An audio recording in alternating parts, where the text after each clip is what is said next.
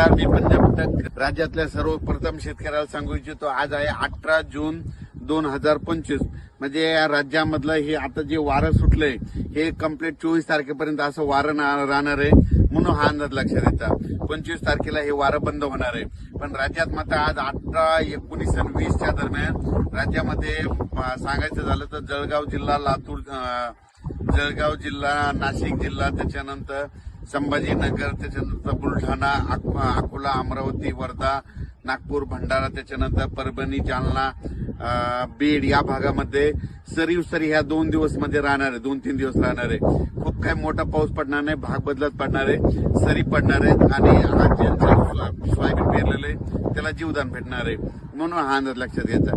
म्हणजे सांगायचं झालं तर विदर्भ, पूर्व विदर्भ, मराठवाड्यामध्ये 2-3 दिवस सरीचा पाऊस राहणार आहे, सर्वदूर नसणार आहे, म्हणून हा अंदाज लक्षात घ्यायचा. पण राज्यात मग पाऊस कधी येणार, तर राज्यात मात्र 20 ते 24च्या दरम्यान राज्यात हवामान कोरडं राहणार आहे, वारं सुटणार आहे, तुरळक ठिकाणी पाऊस स्थानिक वातावरण पडणार आहे. वारं सुटलेलं आहे, हे सगळं बंद होणार आहे आणि बंद झाल्याच्या नंतर राज्यामध्ये 25 पासून राज्यामध्ये परत पाऊस वाढायला सुरुवात होणार आहे.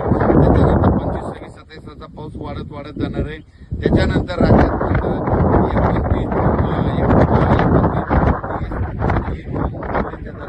परत राज्यामध्ये पूर्व विदर्भ, पश्चिम विदर्भ, मराठवाड्या या भागामध्ये चांगला पाऊस येणार आहे आणि जे राहिलेल्यांच्या पेरण्या त्याच्यात होती आणि त्याच्यानंतरून जर काही शेतकरी राहिले तर त्याच्यानंतर 10 जुलै ते 15 जुलैमध्ये पाऊस येणार आहे.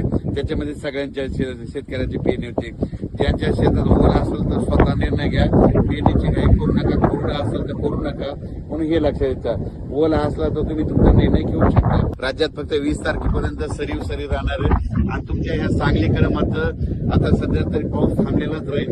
तुमच्या सांगली जिल्ह्यामध्ये एवढा काही पाऊस येणार नाही, म्हणून काही चिंता करायची गरज नाही. फक्त मात्र 28, 29चा थोडा पाऊस येणार आहे, खूप काही मोठा पाऊस सध्या नाही, म्हणून हे लक्षात घ्यायचं. ज्यावेळेस वातावरण बदल त्यावेळेस मात्र सांगलीचा देखील अंदाज दिला नाही.